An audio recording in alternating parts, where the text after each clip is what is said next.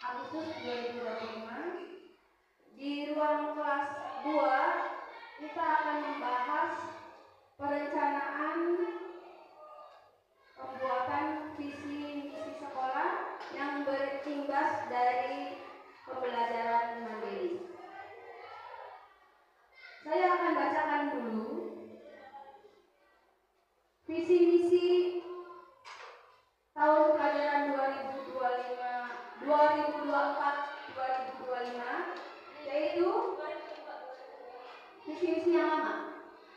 UPTD SDN 2 Madasi sebagai lembaga pencetak peserta didik yang beriman dan bertakwa, unggul dalam mutu, bernalar kritis, nasionalis, serta ramah lingkungan. Visi-visi yang tahun kemarin itu pun sudah bagus, tetapi karena dengan kurikulum Merdeka tahun pelajaran 2025-2026 ada pembelajaran tambahan, yaitu mengenai pembelajaran coding dan pembelajaran mendalam. Akhirnya visi dan misi sekolah UPTD SDN 2 Madasi berganti sesuai dengan pembelajaran coding dan pembelajaran mandiri.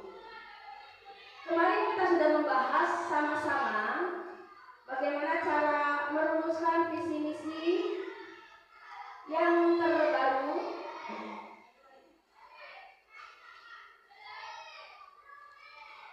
Visi misi yang terbaru tampilkan.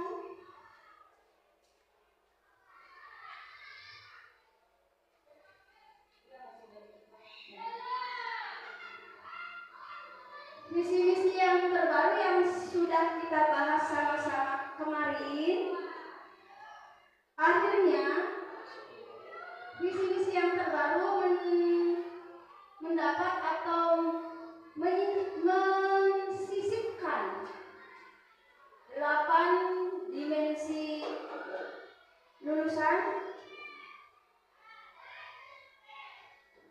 dengan terwujudnya peserta didik yang beriman, berakhlak mulia, unggul dalam prestasi, serta berwawasan lingkungan. Kenapa kita membuat visi misi tersebut? Karena dengan menyisipkan pembelajaran mandiri, beriman, dan berakhlak, agar siswa-siswi kita mempunyai iman dan takwa yang lebih baik, lebih bagus yang selama ini kita tanamkan, serta menyisipkan 8 dimensi yang kedua, yaitu berwawasan lingkungan. Kenapa kita menyisipkan berwawasan lingkungan? Supaya putra-putri kita UPTD SDN 2 Madasi bersikap, berperilaku setiap hari di keseharian dengan melaksanakan apa yang ada di lingkungan sekolah seperti kebersihan, menjaga lingkungan sekolah dan ketertiban sekolah. Dan ada beberapa indikator dari visi misi sekolah kita yang tertera di layar. Peserta didik yang beriman, dan penjelasannya tinggal Bapak Ibu baca karena sudah tertera di laptop masing-masing. Visi misi sudah kita rembukan dan sudah kita ACC dan sudah kita terapkan di kurikulum terbaru kita di UPTD SDN 2 Madasi, kurikulum 2002 tahun pelajaran 2025 tahun pelajaran 2026. Selain pembuatan visi misi, pelatihan kemarin pun diadakan atau mengadakan pelatihan pembelajaran coding, pembelajaran mandiri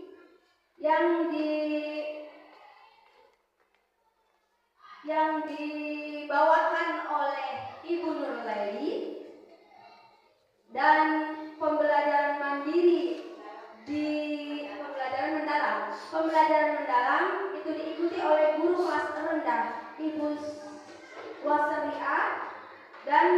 guru kelas tinggi kelas 6 diwakili oleh Ibu Merlin Susanti. Selanjutnya untuk visi misi sekolah sudah kita terapkan setelah kita sudah mencapai titik temu dan hasil rembukan. Semoga dengan visi misi yang terbaru UPTD SDN 2 Majasi lebih maju lagi, berkarakter lagi, sesuai dengan visi misi yang terbaru. Selanjutnya pembelajaran coding akan disampaikan oleh Ibu Nurlaini kepada Ibu Nurlaini. Selanjutnya pembelajaran coding akan disampaikan oleh Ibu Nurlaini kepada Ibu Nurlaini.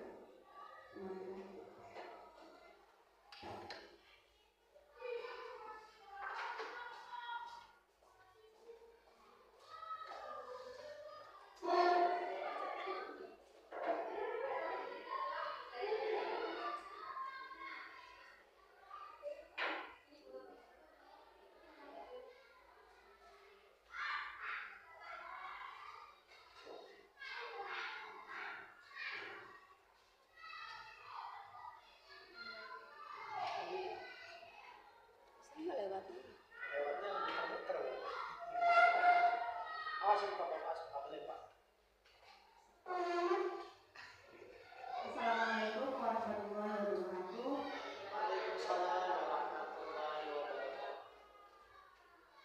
Saya Nurlaini yang ditugaskan untuk mengikuti pelatihan coding dan kecerdasan artifisial akan menyampaikan materi yang pernah saya pelajari bersama rekan-rekan saya di pelatihan coding dan kecerdasan artifisial.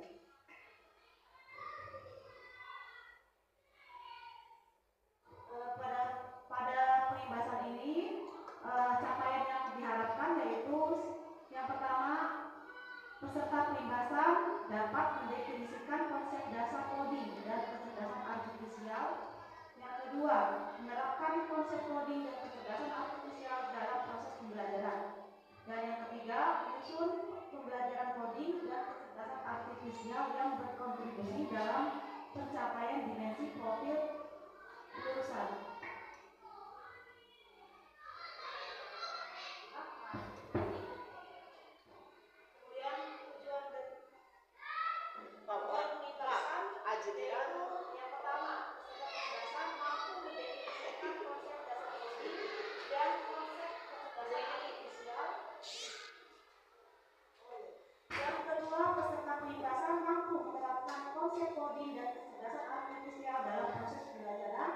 Yang ketiga, peserta pengibasan mampu menyusun pembelajaran coding dan kecerdasan artifisial yang berkontribusi pada pencapaian dimensi profil lulusan. Yang terakhir, peserta pengibasan mampu mengembangkan nilai-nilai etik dalam coding dan kecerdasan artifisial. Ya, pada pelatihan kemarin, ya, karena saya juga baru dengar ya istilah coding.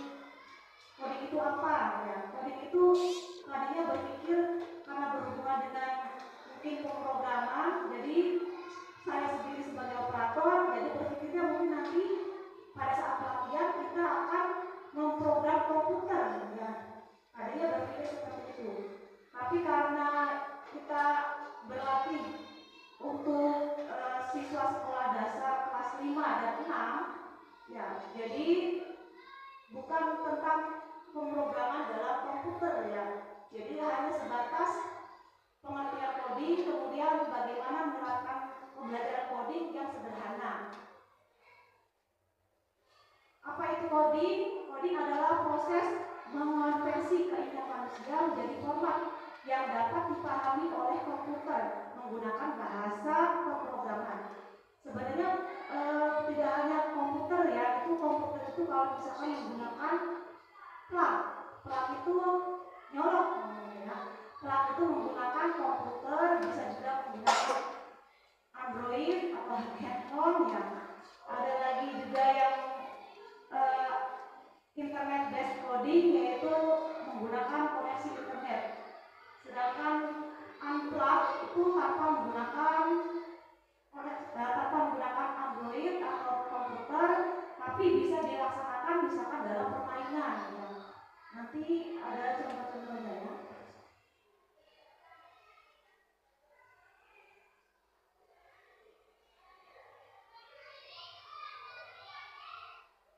Nah, kemudian apa itu kecerdasan artifisial? Kalau istilah yang sering kita lihat dalam Google, misalkan kita bertanya sama Google, misalkan pernah nggak kita menggunakan handphone bertanya, terus dijawab sama Google atau Siri? Siri itu yang menjawab seperti manusia. Itu sebenarnya bukan rekaman dari manusia ya, tapi itu bahasa komputer atau bahasa AI atau kecerdasan artifisial kalau bahasa Indonesianya.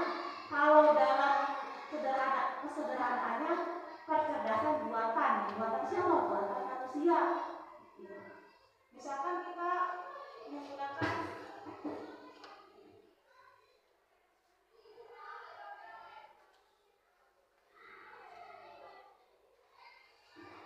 pernah nggak bertanya sama Google, misalkan kita tekan tombol home, misalkan Google bagaimana cara membuat nih, nanti dia akan menjawab, ini dari kecerdasan artifisial akan menjawab proses membuat mie itu seperti apa. Kalau misalkan bahasa yang kita gunakan itu lebih lebih khusus, lebih jelas, maka penjelasannya juga itu lebih jelas. Kalau misalkan kita bertanya masih umum, maka jawabannya juga umum, tidak terlalu spesifik. Jadi nanti dari sini atau yang itu biasanya yang kayak voice suara-suara itu ya. Jadi dia akan menjawab bagaimana cara proses membangun. Misalkan kita pengen ke tempat suatu lokasi, kita tidak tahu jalannya, kita juga bisa bertanya menggunakan Google Maps. Ya, Google Maps. Kemudian dari itu bisa menunjuk jalan sesuai dengan berdasarkan data-data yang pernah diterima di komputer tersebut, dari AI tersebut ya. Kemudian juga ketika kita menggunakan Google Maps, dia akan berdasarkan pengalaman-pengalaman yang yang pernah diminta oleh misalkan manusia ini, misalkan pengen menuju ke Jakarta, misalkan atau jangan jauh-jauh ya, misalkan pengen ke Universitas Wiralodra, maka ketika berdasarkan pengalaman yang sudah pernah dipraktekkan oleh beberapa orang, dia akan memberikan rute yang paling cepat bisa ditempuh oleh seseorang tersebut berdasarkan ya yang sudah pernah dipelajari dari Google Maps tersebut. Jadi apa itu kecerdasan artifisial? Kecerdasan artifisial adalah kemampuan mesin untuk meniru kecerdasan manusia, seperti berpikir, belajar, memecahkan masalah, dan membuat keputusan. Apa hubungan antara coding dan KA atau istilah kerennya AI? Coding adalah fondasi dari semua sistem berbasis AI melalui pemrograman. Kita bisa membangun model AI, menulis kode untuk menciptakan sistem yang bisa belajar dari data. Ya, jadi coding itu kalau misalkan kita pengen membuat aplikasi-aplikasi yang mungkin berhubungan dengan kecerdasan, itu dasarnya dari coding dulu. Belajar coding dulu, baru kita bisa menciptakan kecerdasan artifisial atau kecerdasan buatan atau artificial intelligence bahasa Inggrisnya. Jadi belajarnya dari coding dulu, baru kita bisa membuat program atau membuat aplikasi-aplikasi, itu dasarnya dari coding dulu. Kemudian elemen dalam coding yang pertama yaitu berpikir komputasional, yaitu keterampilan pada pola pikir dasar yang tidak terbatas pada ilmuwan komputer, tetapi dapat diterapkan secara universal, artinya bisa digunakan secara terus-menerus, kemudian semua orang bisa menggunakan. Ya. Kemudian proses berpikir komputasional itu dapat dibedakan menjadi 4 pilar. Yang pertama dekomposisi, yaitu proses memecah masalah besar menjadi bagian-bagian kecil. Kemudian pengenalan pola, yaitu proses mengenali pola atau kesamaan dalam data atau masalah. Kemudian yang ketiga, abstraksi adalah proses fokus pada informasi penting, mengabaikan detail yang tidak relevan. Yang terakhir, algoritma, yaitu membuat langkah-langkah jelas dan berurutan untuk menyelesaikan masalah. Nah, ini contoh sederhananya. Misalkan kita lupa di mana meletakkan kunci motor. Nah, nanti berpikir komputasional itu terdiri dari beberapa pilar, ya. Yang pertama dekonstruksi. Ya, misalkan kita lupa di mana meletakkan kunci motor. Jadi kita telusuri dulu kegiatan dari pagi sampai waktu sampai kehilangan itu ngapain aja sampai kuncinya kehilangan itu. Nah, itu pola. Nah, biasanya naruh kuncinya di mana? Kalau misalkan pola itu kan kalau istilahnya kan proses mengenali pola atau kesamaan dalam data atau masalah. Atau bisa juga misalkan ada foto kucingnya. Kucing misalkan kita nggak tahu itu namanya apa sih, kucing bukan misalnya. Nah, berdasarkan kita foto memakai Google Lens itu kamera yang ada di Google. Saat kita membuka Google, kemudian buka kamera Google, nah kita foto kucing. Nah, karena sudah ada beberapa data bahwa gambar tersebut namanya kucing, nanti akan muncul bahwa itu namanya kucing. Nah, itu pengenalan pola. Karena berdasarkan data-data yang sudah diterima dari sisi miring, dari sisi depan, dari sisi atas, belakang, itu namanya kucing. Nanti akan muncul bahwa itu namanya kucing. Kemudian abstraksi fokus pada ruangan tempat kamu sering meletakkan kunci. Nah, jadi kita abaikan yang lainnya dulu. Kita fokus, biasanya kita naruh kuncinya biasanya digantung di kamar, misalkan di apa namanya? Aku di kamar. Jadi fokusnya di situ dulu. Jadi abaikan misalkan ada dapur, ada dan lain-lain. Jadi kalau abstraksi itu lebih fokus, jangan memikirkan yang lain. Misalkan kita mau pesan makanan, kita fokus pesan makanan, pengennya spaghetti 3 porsi, fokusnya di spaghetti 3 porsi. Tidak fokus bagaimana cara membuat spaghetti dan lain-lain, bagaimana bahan-bahannya. Jadi fokus apa yang diutamakan dulu. Kemudian algoritma, yaitu buat langkah-langkah pencarian. Nah, mulai dari yang utama, jadi dari kamar, kemudian dapur, ruang tamu, dan seterusnya. Kemudian elemen dalam coding dan kecerdasan artifisial.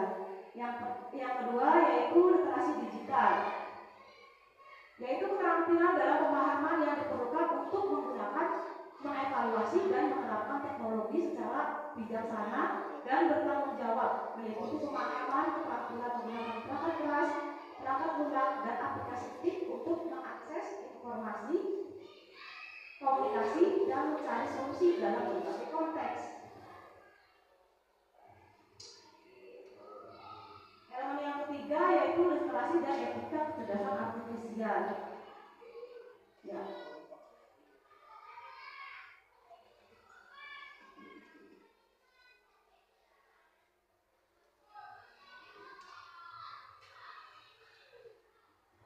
Yang pertama literasi kecerdasan artifisial, mencakup pemahaman tentang apa itu KA. Jadi siswa itu diberi pengarahan, pengertian tentang apa itu kecerdasan artifisial, kemudian bagaimana cara kecerdasan artifisial bekerja, misalkan bagaimana cara menggunakan Google Maps, misalkan kalau misalkan guru-guru mungkin sekarang sudah sering ya, jangan guru, bahkan mahasiswa pun sering menggunakan kecerdasan artifisial untuk membantu tugas-tugas kuliahnya.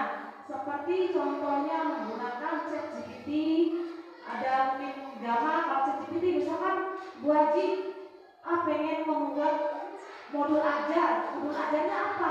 Modul ajar bahasa Indonesia kelas 3 materi apa yang lebih jelas, biar hasilnya nanti jawaban dari ChatGPT itu menghasilkan yang lebih jelas sesuai keinginan yang telah diprogram atau diperintah oleh kita berdasarkan pertanyaan. Bu Haji tahu nggak ChatGPT?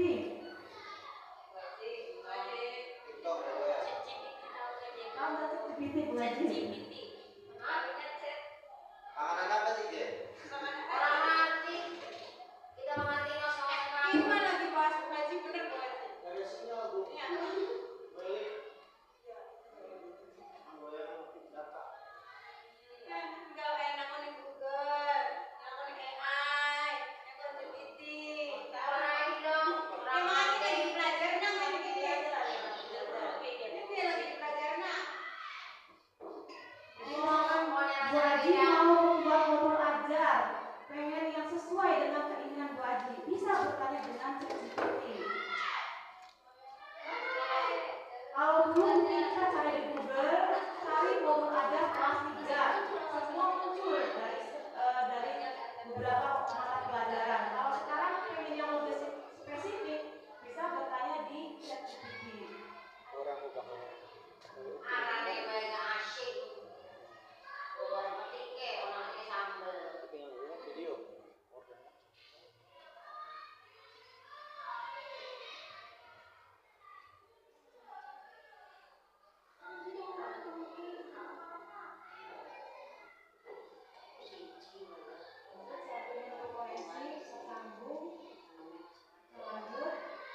Kemudian bagaimana KA diterapkan dalam kehidupan sehari-hari? Ya, misalkan KA itu kita terapkan pada handphone. Adakah yang menggunakan membuka handphone menggunakan sidik jari? Ya, mungkin ada juga yang misalkan punya aplikasi bank mobil menggunakan wajah. Jadi tanpa memperlihatkan wajah dia tidak akan membuka, atau misalkan wajahnya menggunakan wajah orang lain dia tidak akan membuka. Atau yang sering kita gunakan yaitu menggunakan wajah untuk absen. Ya, mungkin kalau misalkan orang yang berbeda dia tidak akan mau, karena data-data yang sudah disimpan mungkin dari atas, dari bawah, dari samping itu wajahnya seperti itu. Kenapa yang absen berbeda? Jadi mungkin akan menolak. Itu berdasarkan data-data yang sudah dipelajari. Ternyata data-data yang dimasukkan itu seperti itu, kenapa berbeda? Jadi dia akan menolak. Itu juga salah satu pemanfaatan kecerdasan artifisial.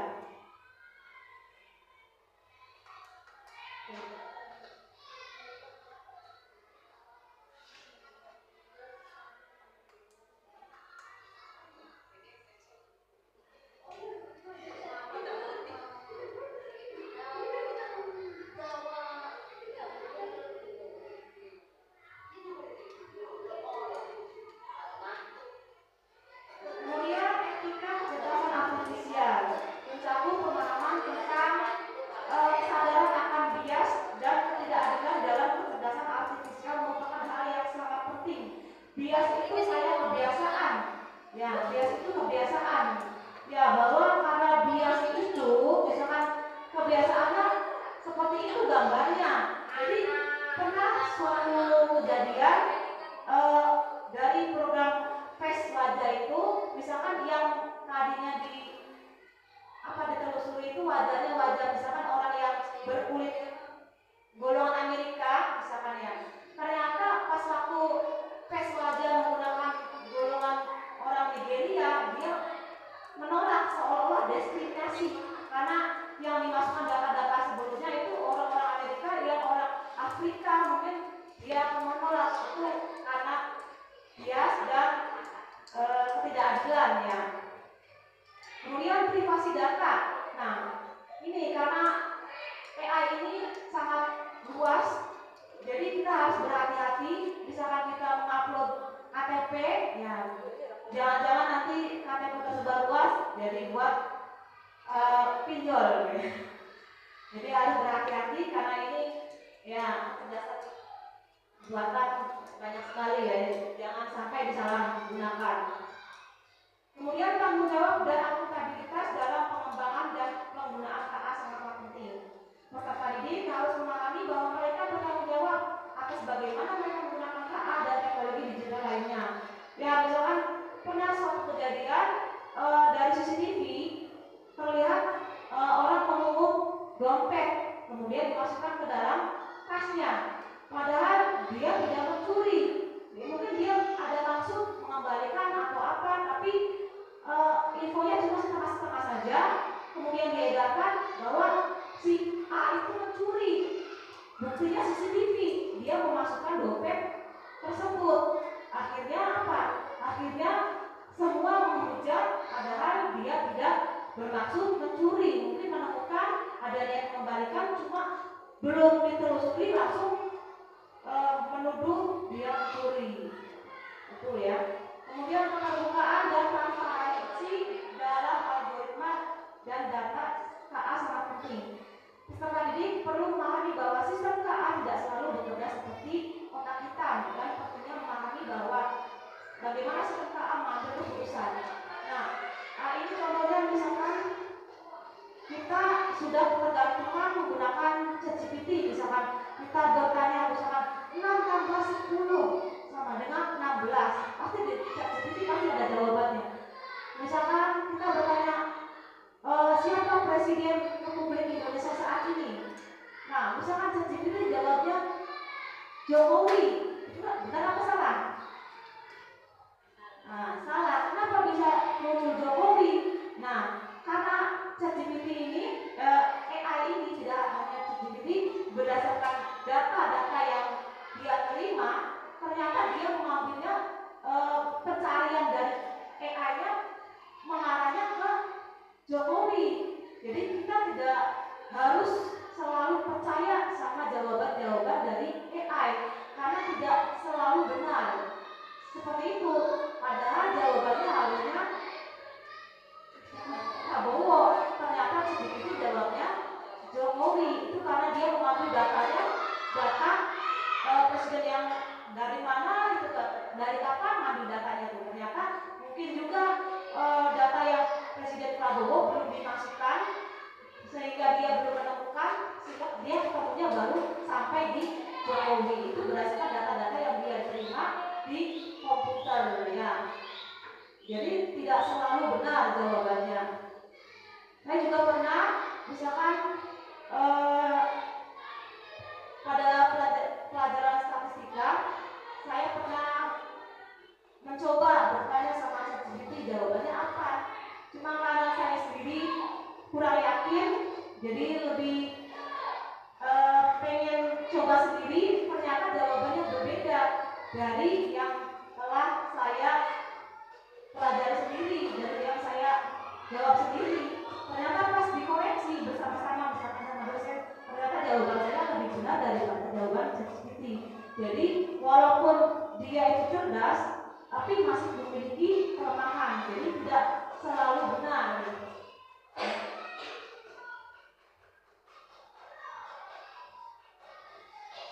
Kemudian beberapa penerapan kecerdasan artifisial di berbagai bidang, contohnya bidang kesehatan, seperti ada mesin yang bisa mendiagnosis penyakit, kemudian ada juga mesin yang bisa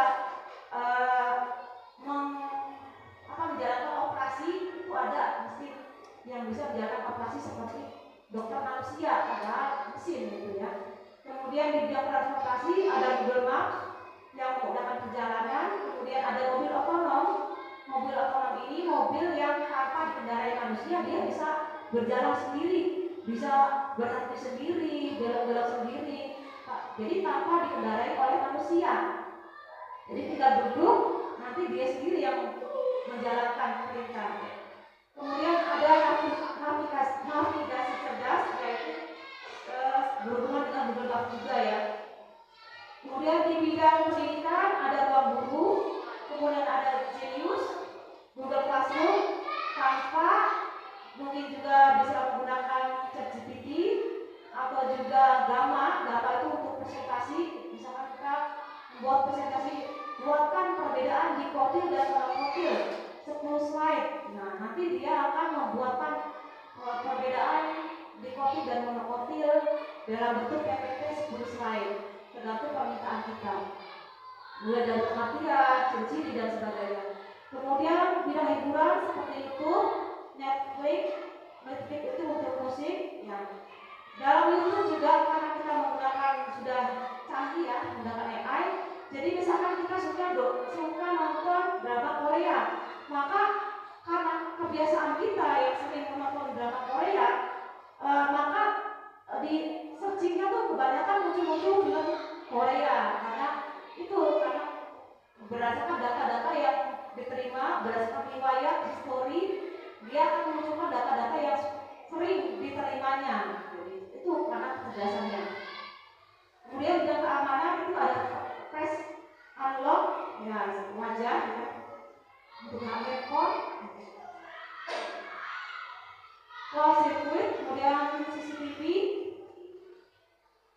Nah, ya kemudian ini contoh dari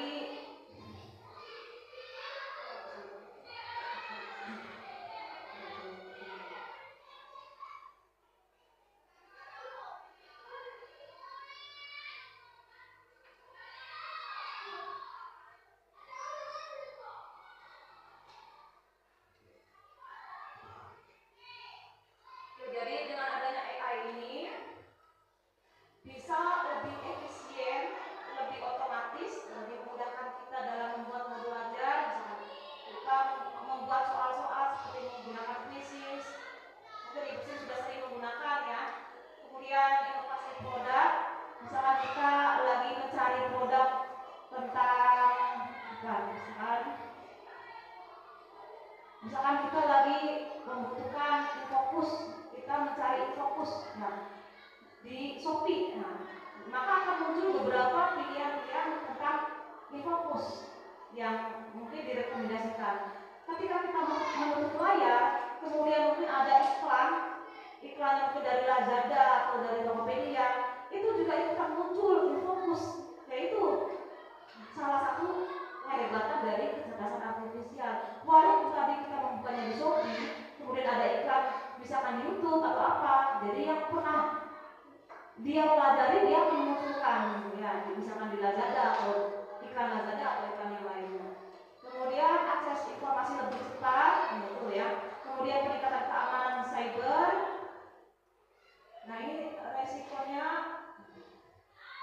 ya, pengangguran teknologi, kemudian keamanan data dan privasi, kemudian bias atau kecenderungan, diskriminasi algoritma tadi ya, seperti wajah orang Amerika dengan wajah orang Afrika, itu yang Afrika didiskriminasi tidak terbaca, sedangkan orang Amerika bisa terbaca.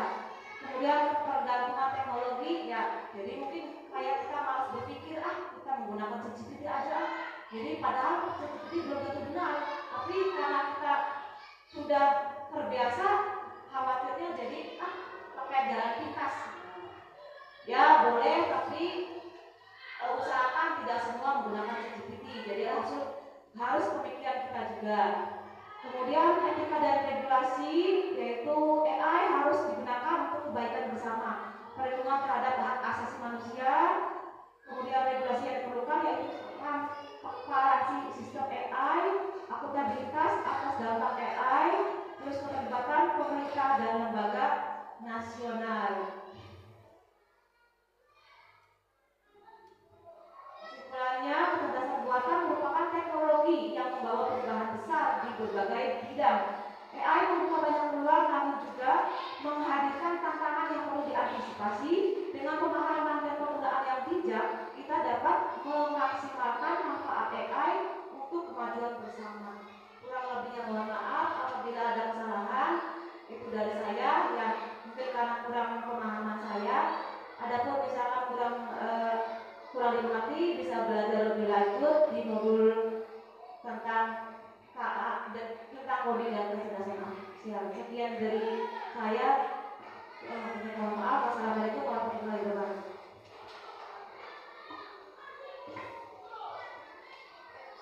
Assalamualaikum warahmatullahi wabarakatuh.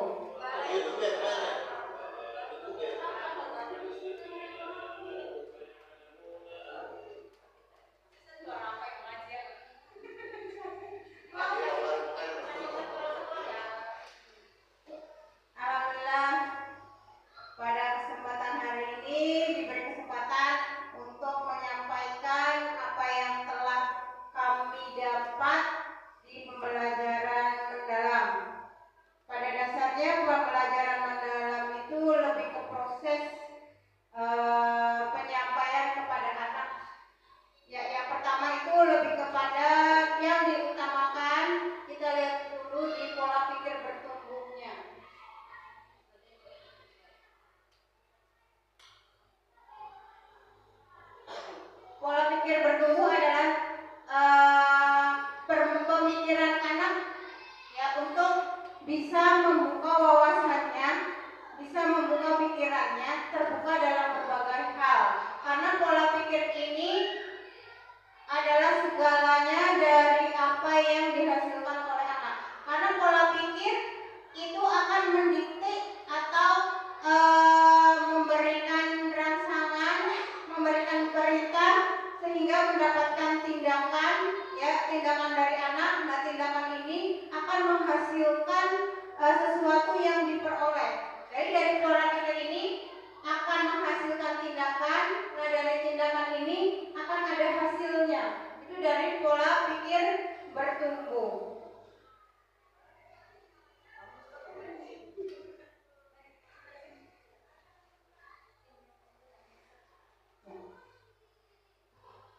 Nah, jenis-jenis pola pikir itu ada dua jenis, yaitu ada yang namanya growth mindset dan fixed mindset.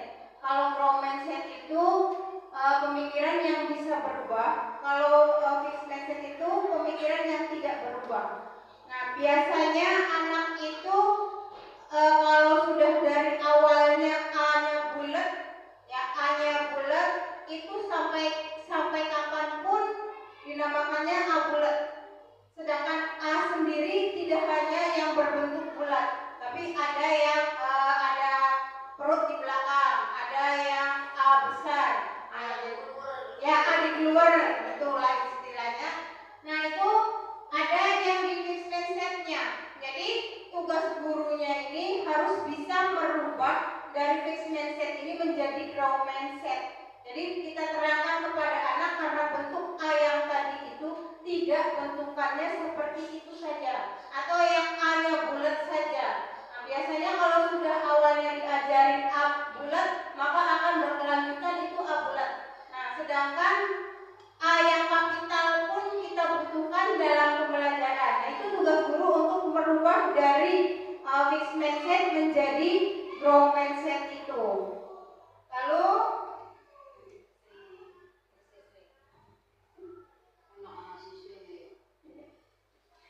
sekarang pola pikir masih pola pikir tetap dan pola pikir bertumbuh tadi. Ya, kalau pola pikir tetap itu ada ya dari dasarnya ada challenge. Kalau dari pola pikir tetap itu menghindar. Tapi kalau dari pemandangan pola pikir bertumbuh atau business itu, tantangan ini kita anggapnya sebagai menerima, bukan sebagai menghindar. Jadi kalau ada tantangan kita lakukan, nah bukan menghindari ya atau lari dari kenyataan.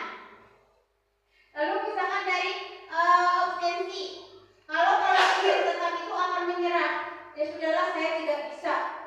Kalau misalkan dari pola pikir bertumbuh, dia akan bertahan.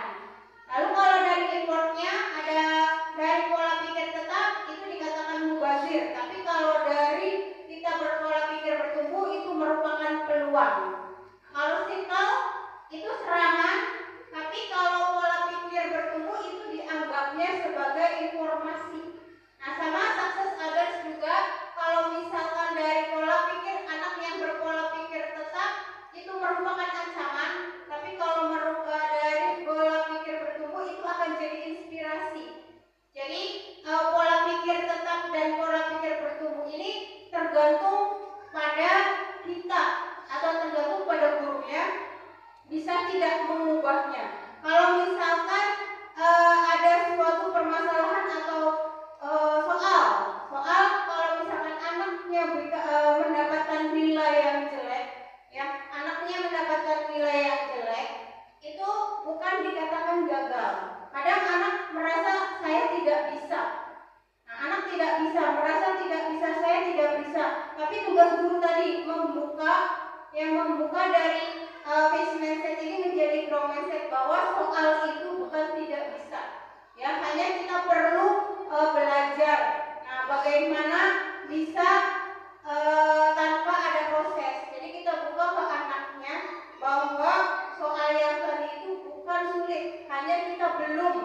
Ya, jadi tidak ada kata-kata tidak, karena di fixed mindset ini biasanya anak itu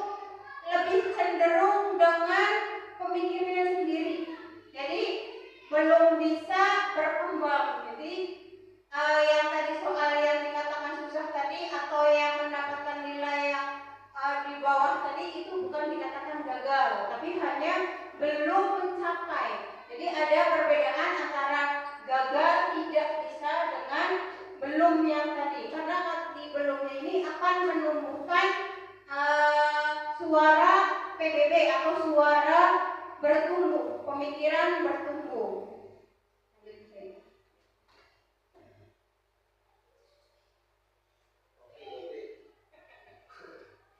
Nah, ini dari contoh diantaranya ada suara pola berpikir tetap dan suara pola berpikir bertumbuh. Tadi kalau saya gagal berarti saya tidak mampu. Nah itu udah di anak itu seperti itu. Tapi kita ubah. Ya, jadi kalau saya gagal berarti harus belajar lagi, mencoba lagi. Nah, ada kata-kata mencoba lagi, bukan tidak mampu. Karena tidak dengan belum tadi, ya itu berbeda. Kalau kita katakan ke anak, kamu bodoh misalkan, nah itu sebenarnya tidak bodoh. Ya, jangan dikatakan bahwa yang tadi bodoh tadi, karena anak itu bertumbuh ya berdasarkan pola pikirnya. Nah, pola pikir ini berdasarkan pada gurunya, bisa tidak mengubah dari pola pikir yang tadinya tetap berkembang. Nah, berubah menjadi berkembang agar yang tadi saya tidak mampu, saya tidak bisa, saya gagal, itu kita usahakan agar bisa ya berkembang menjadi kita itu belum. Ya, pasti suatu saat akan bisa karena berkembang tadi. Nah, saya akan menolak saat menerima tugas yang belum pernah saya kerjakan sebab beresiko untuk gagal itu besar. Nah, ini ada tantangan. Kalau yang berpikir tetap itu sebagai yang tadi ya tidak bisa menerima tantangan, jadi akan menghindar, dia tidak akan mau memilih atau mengerjakannya. Tapi kalau yang bertumbuh itu saya akan menerima pekerjaan walaupun belum pernah, jadi mau mencoba. Ini ya diantaranya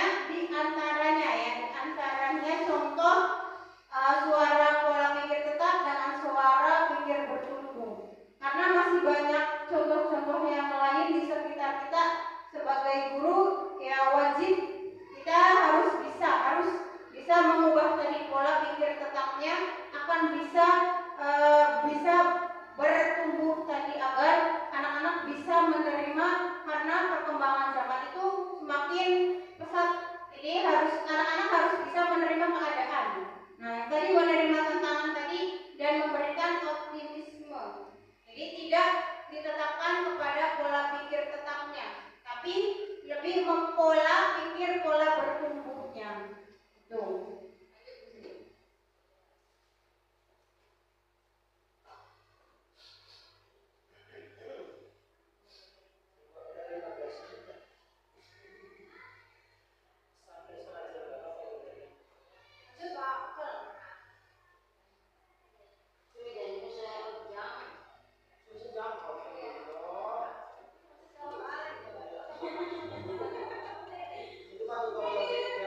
Sekarang definisi dari pembelajaran mendalam sendiri itu merupakan pendekatan yang memuliakan ini ya dengan menekankan pada penciptaan suasana belajar dan proses pembelajaran yang berkesadaran, bermakna, menggembirakan.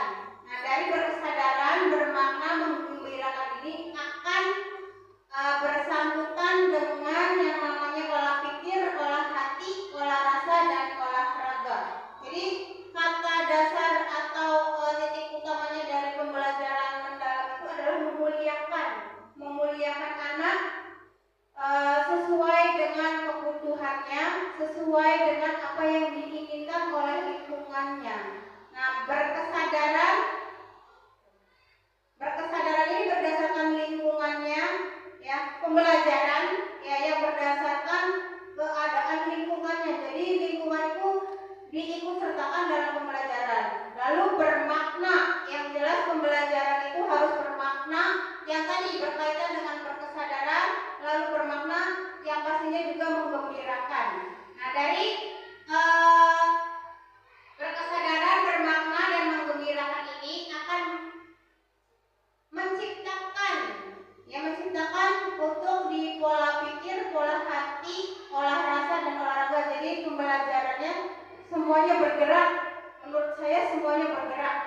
pikiran bergerak, hatinya bergerak, olah rasanya bergerak, lalu olahraga otomatis badannya bergerak. Nah, agar menciptakan pembelajaran yang berkesadaran dengan lingkungan, yang berkaitan dengan lingkungan, yang bermakna untuk anak sendiri karena berkaitan dengan lingkungannya, dan pastinya menggembirakan. Jadi semuanya bergerak, baru bisa mewujudkan ini dalam proses pembelajarannya. Lalu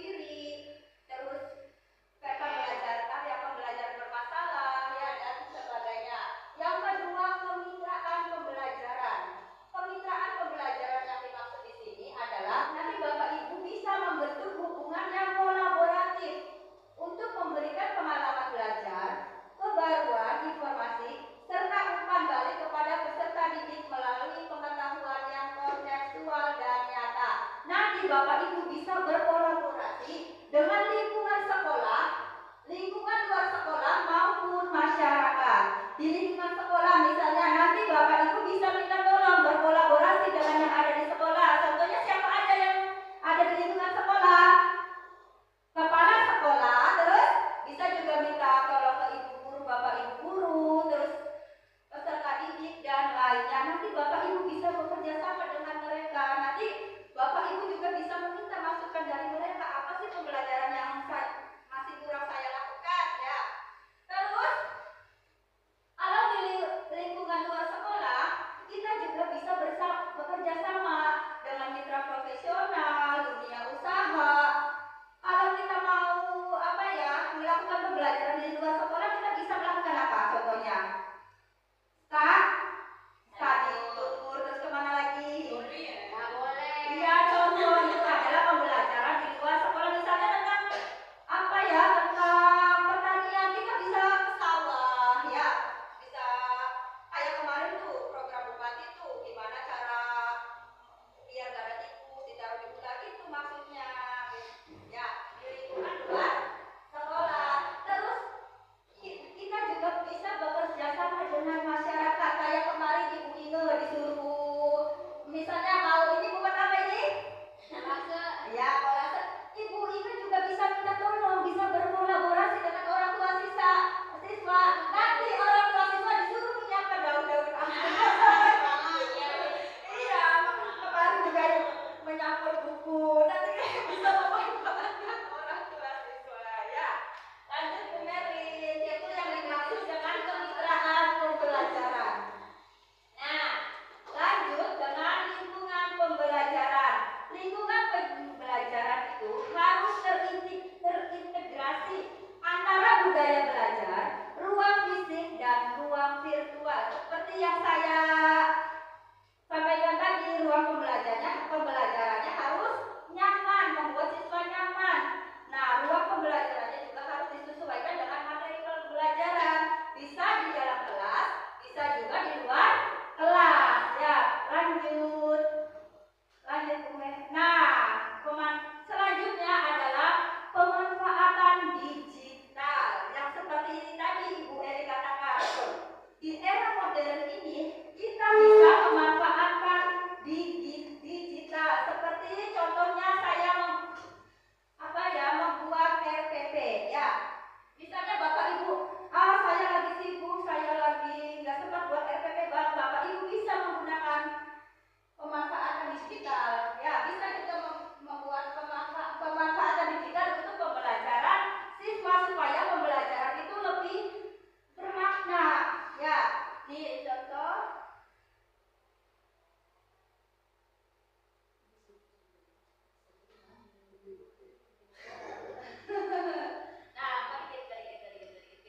Nah, di sini peran guru dalam pembelajaran mendalam adalah sebagai aktivator.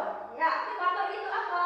Guru menstimulasi peserta didik untuk mencapai tujuan pembelajarannya. Tadi kita sampaikan. Yang kedua adalah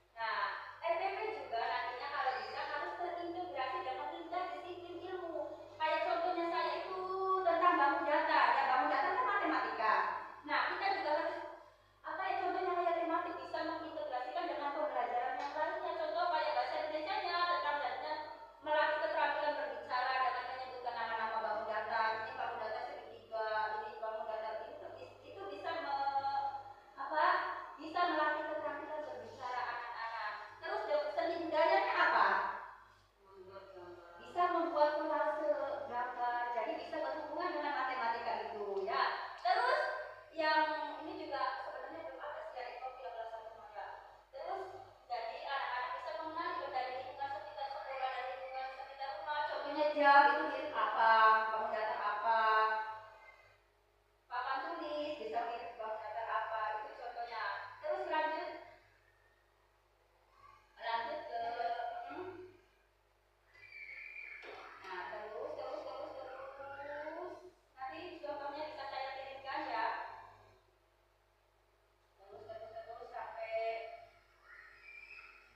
ya biasa ya, Bapak Ibu mungkin sudah tahu karena sudah terbiasa membuat modul ajar ya. Caranya sama seperti itu. Terus stop. Nah, seperti yang tadi saya katakan, kalau Bapak Ibu masih bingung tentang bagaimana cara membuat modul ajar mendalam, Bapak Ibu juga bisa memanfaatkan digital untuk membuat rencana pembelajaran mendalam. Seperti yang saya lakukan, saya menggunakan ChatGPT.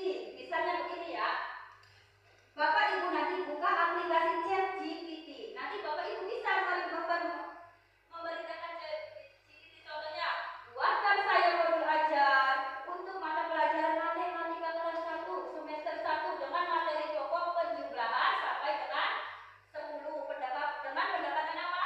Deep learning. Terus di copy paste di nanti akan muncullah modul pembelajaran yang saya contohkan tadi. Ya, sudah paham belum Bapak Ibu guru? Mungkin ada pertanyaan? Kalau nggak ada, saya tutup. Ya, ya. Bu, boleh pertanyaan dulu? Anggap bahasa Bapak ini. Bapak Ibu kan secara simpel saja untuk membuat RPP. Kalau zaman dulu dan zaman sekarang sepertinya sama menurut kita ya. Sama. Hanya ada penambahan yang lebih detail. Kalau menurut saya lebih detail. Nah, kalau misalkan contoh ini dari yang sudah ada selain yang dari Ibu Sri tadi, ini kerangka bisa dikatakan kerangka kasar lah ya, bisa ditambahin dengan ide-ide kreatif Bapak dan Ibu yang tadi pola berpikir bertumbuhnya tadi. Nah, kalau yang